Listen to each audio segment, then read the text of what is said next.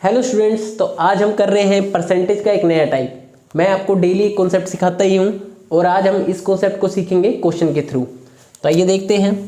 Price of article increases by 50%। तो simple सी बात है, प्राइस जो है हमारे पास 50% से इंक्रीज हो रहा है। अच्छा, 50% से इंक्रीज हो रहा है। 50% का फ्रैक्शन क्या होता है? 1/2। और जब इंक्रीज हो रहा है तो यही फ्रैक्शन बन जाएगा कितना? 3/2। 50% का फ्रैक्शन कितना बन जाएगा? 3/2। अच्छा, फिर इसको मैं क्या लिख सकता हूँ? यानी प्राइस मेरे पास कितना है? 2 से 3 बढ़ रहा है। फिर आता है मेरे पास कंजप्शन, बट कंजप्शन के बारे में इसने कहा है कुछ। Expenditure increases by affect on consumption. तो कंजप्शन तो हमें निकालना है, तो एक्सपेंडिचर है हमारे पास, वो कितना बढ़ रहा है? 20% से। अच्छा, जब ये 20% से बढ़ रहा है, 20% का फ्रैक्शन क्या होता है हमारे पास? 1/5। और जब बढ़ रहा होता है तो कितना बन जाता है? 5 में 1 प्लस करेंगे 6, तो हमारे पास आ जाएगा कंजप्शन जो होगा वो 5 से 6। तो ये 5/6 होता है। तो ये आप सोचोगे 5/6 है, तो यानी पहले हमारे पास 5 था और अब बढ़ के कितना हो गया? 6।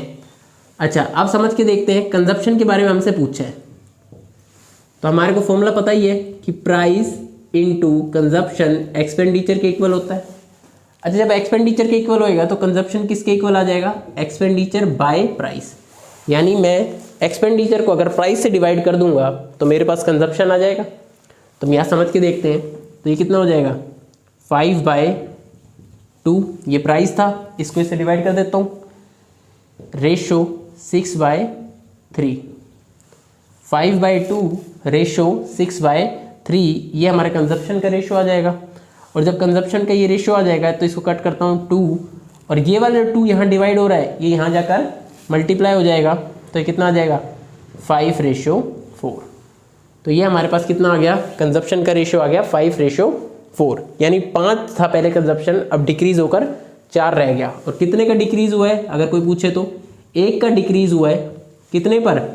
5 पर इंटू 100, तो टोटल 20% का डिक्रीमेंट आ गया।